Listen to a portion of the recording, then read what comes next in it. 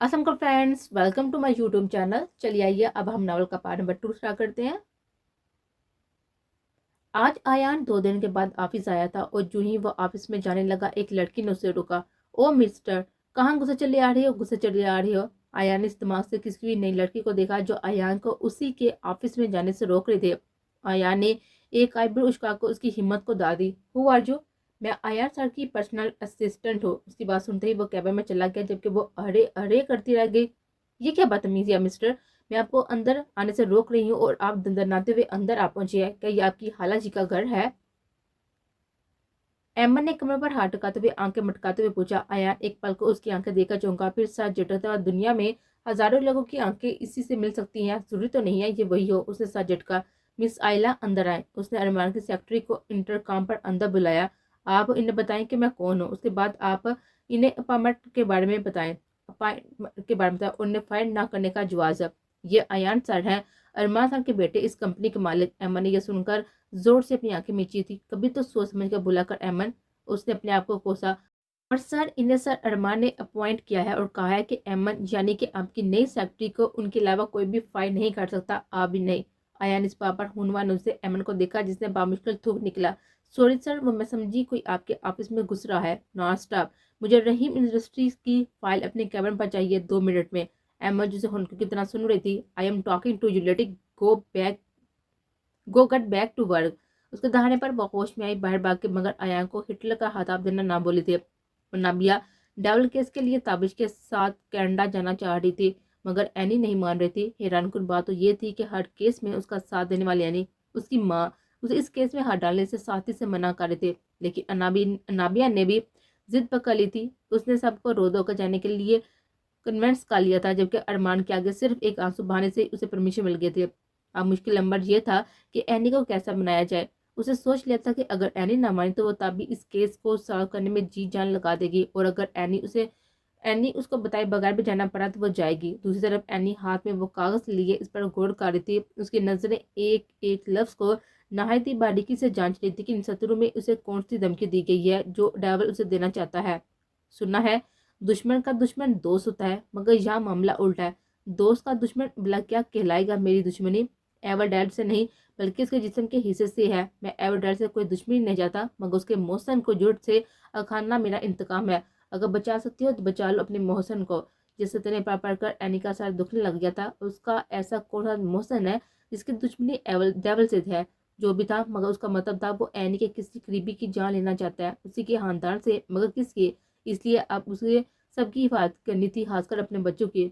Miss एमन अयान के दाव पर एमन, जो थोड़ी सी सस्ताने के लिए अपने कैबिन में बैठी हुई थी, गड़बड़ा कर उठी। आपको ये डाटा इंटर करने के लिए कहा था ना कि नहीं? सर, वो मैं अभी जरा देर के लिए बैठी थी, उसने अटकते हुए कहा। जरा देर? माय फुट, वो डाटा डिलीट हो गया है, वो चलाया। एमन को जू बार बार दाने पर वो तब चढ़ी। अब ये बंदा उसके सर पर चढ़ रहा था। उसे 2 मिनट लगे अपने अगली मोड में आने पर। उसने उसे यूं चलाने पर अपने कान पर उंगली फेरी जैसे उसकी फालतू बातों से उकता गई हो। आया ने उसके कान पर अड़कत पर उनके गोंद पिए। उससे पहले कि वह कुछ करवा बोलता, एमन उसकी बात काटी। पहली बात तो ये मिस्टर अयान कि कर दी ना आपने पुरानी जनरेशन वाली बात। माना कि आप पिछली जनरेशन से बिलोंग करते हैं, मगर हम नई जनरेशन वालों से कुछ तो सीखें आप। उसके इस तरह बोलने पर अयान को सदमा हुआ जो उसे पिछले जमाने का कह रही थी। हम लोगों से सीखे कुछ काम, ये टेक्नोलॉजी कम काम आएगी। एक चीज होती है बैकअप, जिससे हम सारा डाटा रिकवर कर देते हैं। मैंने उसका बैकअप पहले ही तैयार रखा था, मगर आप सुने तो ना, हर वक्त दूसरे पर चढ़ने दौड़ते हैं। उसने एक सांस में बोलते हुए उसको तारे दिखाए थे, जबकि अयान हुनकू की तरफ से देखने लगा जिसने 5 मिनट में उसकी वाट लगा दी थी। अब मजे से उसके पास से गुजर कर ये जा और वो जा। अयान मुठियां बिछकर रह गया था। अब यकीन उसकी जिंदगी ये लड़की गोलमाल करने वाली थी। अनामिया स्कूल से ताबिश के साथ प्लेन में बैठी थी जब उसे तगड़ी घोड़ी से नवाजा था। क्या है? वो फाड़ खाने वाले को दौड़ी। उसके अंदाज पर ताबिश ने आंखें झुकाकर उसको देखा। मैडम, ऊपर से चोरी छुपे तुम आई हो और अब यूं मुझे आंखें दिखा रही हो? तुम्हें जरा भी अंदाजा है कि अगर फूफो को पता चला तो वो हमारा क्या हाल करेंगे? डोंट वरी, पापा सब संभाल लेंगे। उसने एक ही बात कहते हुए आंखें सुकून से मोड़ दी। दूसरी तरफ एनी पर अपने मोहब्बत के मुंह से निकली ये बात के अनाबिया 2 दिन पहले ही लंदन फ्लाई कर चुकी है। यह खबर एनी पर बम भरकर गिरी थी। उसके कान में फकत ये लफ्ज गूंज रहे थे, बचाना है तो बचा लो अपने मौसम को। और एनी यहाँ मात काट के दी थी। अब क्या होगा? اینی کو گول لگی تھی جس کی وجہ سے وہ زخمی ہو گئی تھی. تبھی اس کو انابیہ کے جانے سے لا علم رکھا گیا تھا. اب بھی وہ ارمان سے یہی پوچھ رہی تھی, ارمان میں تم سے پوچھ رہی ہوں کہ بیا کہاں ہے. اینی غصے میں مان سے ارمان پر آ جاتی تھی اور اب بھی یہی ہوا. اینی کہا نا کہ وہ ٹرپ پر گئی ہے. ارمان نے جھنجھلا کر کہا, اس کی بیٹی اسے صحیح پھنسا کر گئی تھی. اگر بیوی کا بتاتا تو اپنی شامت خود بلواتا. اگر یہاں وہ غلط تھا تو وہ اس کا ہمیشہ اسے وہاں جا کر بھگتنا پڑتا. فلائٹ جب دبئی ٹیک آف ہوئی تو نیکسٹ فلائٹ میں انابیہ اور تابش کی سیٹس دور دور تھی. انابیہ کی سیٹ کے ساتھ والی سیٹ پر ایک 30 سالہ ہینڈسم نوجوان آ کر بیٹھا تو انابیہ نے اس کا ایک نظر میں تفصیلی جائزہ لیا. اس کے دل نے بلا شبہ اس وجاہت کے شکار کو سہرایا تھا. اسے پہلے کہ وہ بیٹھتا اس کی جیکٹ سے اس کا کالر نیچے گرا, اس کی جیکٹ سے اس کا کارڈ نیچے گرا جس پر اس کی آئیڈینٹی واضح تھی اور یہی انابیہ کی توجہ کھینچنے کا مرکز بنی, جس پر میجر کاشان واضح الفاظ میں جگمگا رہا تھا. اس نے فوراً سے بیشتر کارڈ اٹھا کر واپس ڈالا, لیکن تب تک انابیہ اسے دے چکی تھی. اس کی آنکھوں میں چمک تھی. ہیلو, انابیہ نے پہل کی. ہیلو جواباً اس میں رسمی سے کہا, تو آپ میجر ہیں. انابیہ کا سوال پر کاشان نے چون کر اس کو دیکھا. حیران مت ہو, ابھی آپ کا کارڈ دیکھا تھا, جس پر اس نے ادھر ادھر دیکھ کر سر ہلایا. آپ کسی مشن میں جا رہے ہیں؟ انابیہ کو جاننے میں دلچسپی ہوئی. مجھے لگتا ہے آپ کو مجھے جاننے میں کچھ زیادہ ہی دلچسپی ہے. اس نے لطیف سے طنز کیا, جس پر انابیہ کی سیانی ہوئی. میں تو بس ویسے ہی پوچھ رہی تھی. اس کے بعد خاموشی چھا گئی, جس پر کاشان پرسکون ہوا, مگر یہ سکون صرف کچھ دیر کا ہی تھا, کیونکہ 5 منٹ بعد پھر سے انابیہ کا سوال نامہ چالو ہو چکا تھا, جسے لندن پہنچنے تک اس کا دیوالیہ بنا دیا تھا. جب وہ لینڈ ہوئے تو جانے سے پہلے انابیہ نے کہا, مائی سیلف انابیہ ارمانچا, اگر قسمت نے چاہا تو ہم ضرور ملیں گے. انابیہ نے اس کے آگے ہاتھ بڑھاتے ہوئے کہا. کاشان نے اس سر پھیری ہوئی کو یوں دیکھا جیسے اس کا دماغ کھسکیا ہو. پوری فلائٹ میں اس کا سر کھانے کے بعد اپنا تعارف کروا رہی تھی اور آگے بھی اس کا دماغ کے دہی کرنے کی خواہش رہتی تھی. کاشان نے تاثر سے سر ہلایا. ہم نہ ہی ملے تو اچھا ہے, کیونکہ اگر ہم دوبارہ ملیں تو یہ آپ کے حق میں اچھا نہیں ہوگا. اس نے انابیہ کا ہاتھ تھامتے ہوئے کہا. کاشان کے ہاتھوں کی حدت انابیہ کو اپنے اندر تک اترتے ہوئے محسوس ہوئی. اوپر سے اس کی نظروں میں عجیب سی کشش تھی. انابیہ نے فوراً نظریں جھکائی اور تابش کے بلانے پر گزرتے چلے گئی, جبکہ کاشان کی بے تاثر نگاہوں نے اس کا دور تک پیچھا کیا. کہاں ایمن؟ دورینا جو کہ اس کی کمپنی میں دوست تھی, اس نے ایمن کو گن چکر بنے دیکھا تو دریافت کیا. کچھ نہیں یار, کہاں جا سکتی ہوں میں جب تک وہ ہٹلر کا جانشین زندہ ہے. دورینا نے اس کے ساتھ کھڑے فہیم سمجھ گئے تھے کہ وہ ایان شاہ کے بارے میں بات کر رہی ہے. ان کے رنگ سفید پڑے, مگر وجہ ایمن کا ایان کو ہٹلر کا جانشین کرنا نہیں, بلکہ ہٹلر کی ایمن کے پیچھے موجودگی تھی, جو ایمن کو بڑی ہنوا نوز سے گھورا تھا.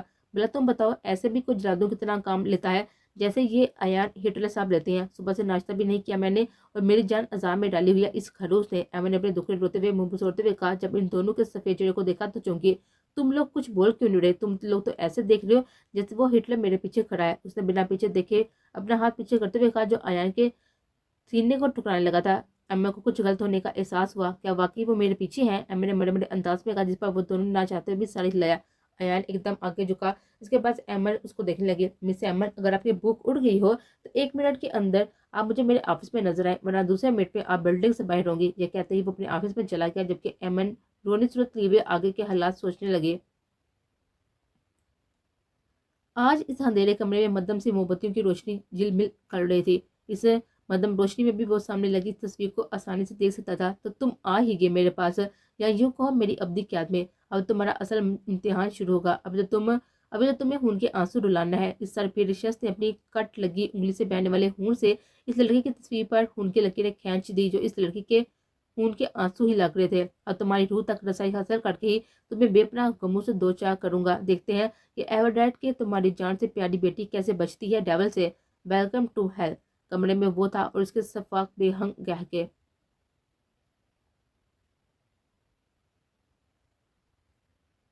ایان اور ایمن صبح کی میٹنگ کے لیے نکلے ہوئے تھے, مگر واپس پر دوپہر کے وقت ان کی گاڑی ہائی وے پر خراب ہو گئی. ایان نے 2-3 دفعہ گاڑی چلانے کی کوشش کی, مگر ناکام. اس گاڑی کو بھی ابھی حرام ہونا تھا. ایان نے کوفر سے کہا, ان کے ساتھ رہ کر تو لوگوں کے دماغ خراب ہو جاتے ہیں, یہ تو پھر ایک گاڑی ہے. ایمن نے دھیمی آواز میں بڑبڑاتے ہوئے کہا, مگر اس کی آواز اتنی ضرور تھی کہ ایان کے کانوں سے محفوظ نہ رہ سکی. What do you mean by that miss Aiman? کچھ نہیں سر, یہاں گرمی بہت زیادہ ہے. ایمن نے کسیاتے ہوئے کہا اور باہر نکل کر کھڑی ہو گئی. نہیں مس ایمن, آپ مجھے آج بتا ہی دیں, آپ اپنے آپ کو سمجھتی کیا ہے؟ کس بات کا گھمنڈ ہے آپ کو؟ آپ کے پاس دولت ہے نہ گاڑی. ایان نے اس کی اوقات دکھانے کا سوچا. یہ سنتا ہی ایمن کا میٹر گھوم چکا تھا. ہاں ٹھیک ہے, میرے پاس گاڑی ہے نہ دولت, لیکن آپ میں کس چیز کا گھمنڈ ہے؟ ایمن کا اینگری موڈ آن ہو چکا تھا. ایان نے اس کی بات پر سر جھٹکا. ایٹیٹیوڈ تو آپ میں ایسا ہے جیسے کہ آپ ایان نہ ہو, پاکستان کے صدر ہو, جہاں ہر کوئی آپ کو سلام ٹھوکے. यस सर कहते हुए एमन ने सलूट मारते हुए तर्ज किया। जी मिस एमन, ऐसा ही है, बेशक मैं सदा नहीं, मगर सारे मुझे सलाम कर जाते हैं, मेरी वैल्यू उनसे कहीं ज्यादा है। आयान ने अपने सनग्लासेस स्टाइल से लगाते हुए कहा। एमन को सिर्फ वापस तब चढ़ी। पास से ही बैंसू की लाइन गुजर रही थी। अरे बैंसू जी, कहाँ जा रही हो? इधर को, आपको पता है इनका नाम सुनता ही सारी दुनिया उन्हें सलाम ठोकती है। ठोको ठोको, सलाम ठोको इन्हें। एमन ने पास से गुजरते हुए बैंसू को इशारा करते हुए कहा। अयान उसे देख कर आएगा था जिसने उसकी इज्जत दो कोड़ी काट दी थी, अब क्या उसकी ये वैल्यू थी? एमन अच्छे से जानती थी अयान को तिगनी का नाच कैसे नचाना है। अयान का चेहरा गुस्से की ज्यादा से शुरू हो गया था, जबकि एमन मजे से जाकर वापस कार में बैठ चुके थे। अब आया ना मजा।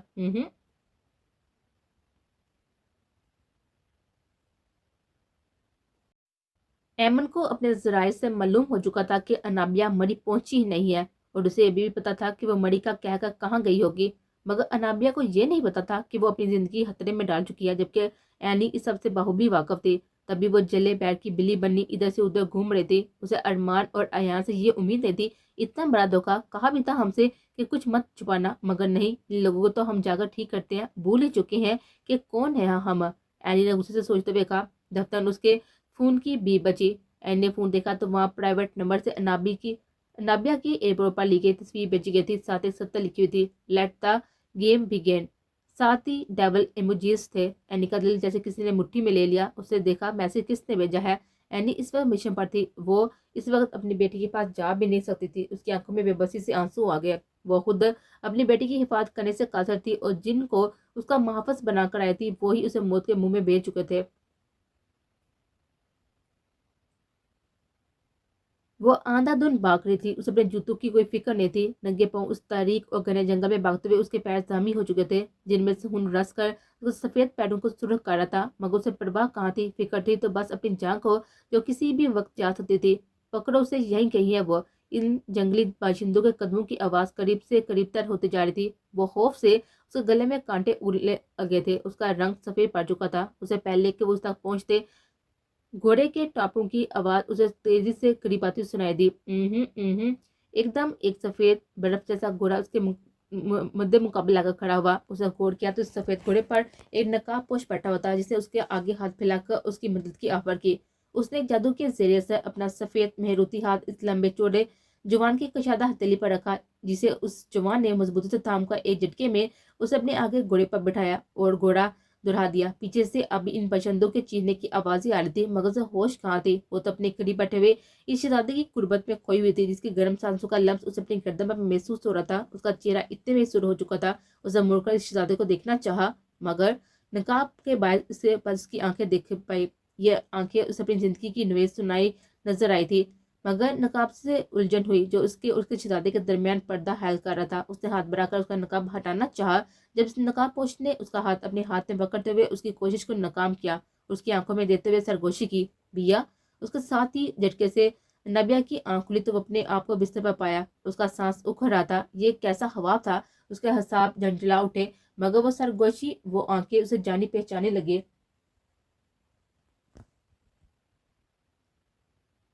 एनी बहुत गुस्से में शहर वापस पहुंची थी। अब उसका काम था सबसे पहले अयान की अकड़ ठिकाने लगाना, जिसे उसने अनाबिया के जाने की भनक भी न लगने दी थी। इसलिए उसने पहला काम शाह इंडस्ट्रीज आने ही किया था। वो कॉरिडोर की वसी राहदारी से गुजरती हुई जैसे ही मेन हॉल में मुड़ी, वहां सब वर्कर्स को एक लड़के के गिर्द खड़े पाया। सब इससे अयान की मकरेजी करने की फरमाइश कर रहे थे, जिस पर वो मुसलसल नफी में सर हिला रहे थे।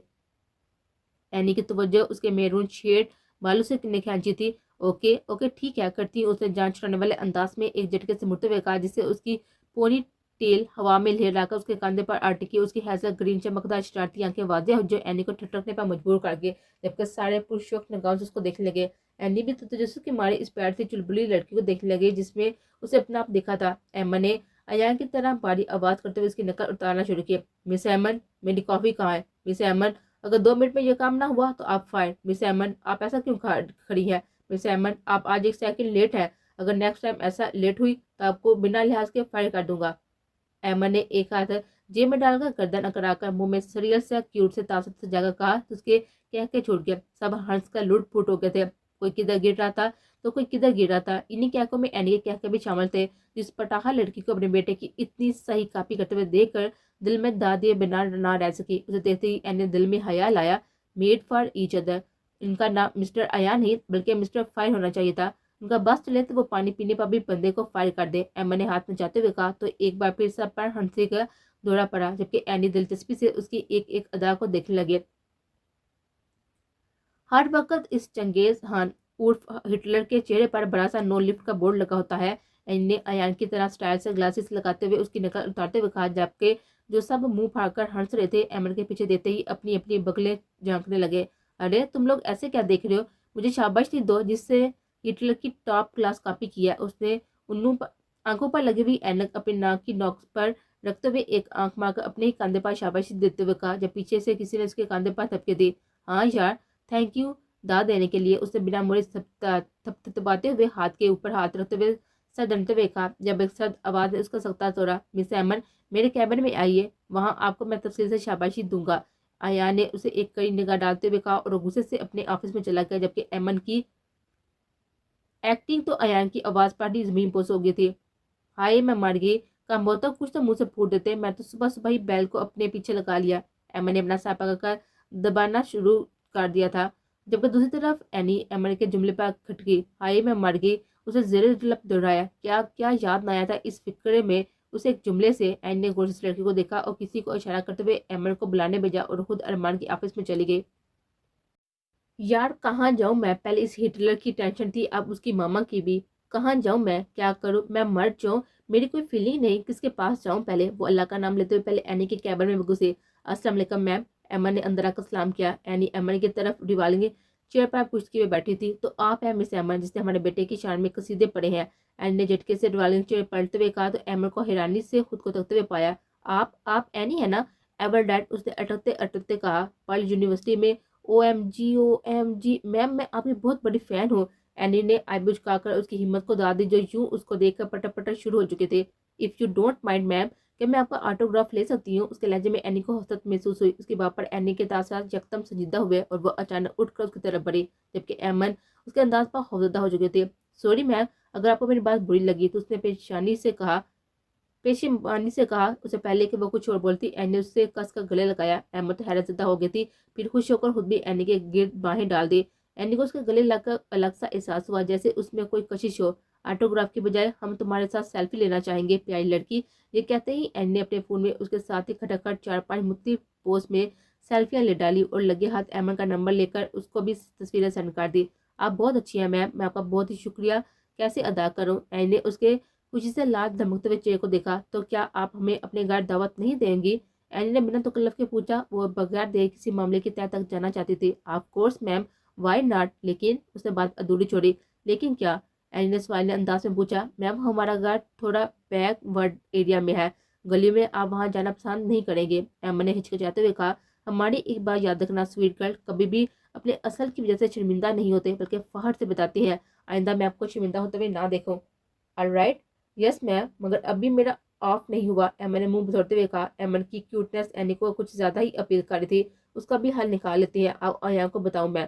یس, ایمن نے زور سے نعرہ لگاتے ہوئے کہا, جس پر اینی ہنس پڑی, جبکہ ایمن اپنی جلد بازی پر کھجل ہو کر رہ گئی.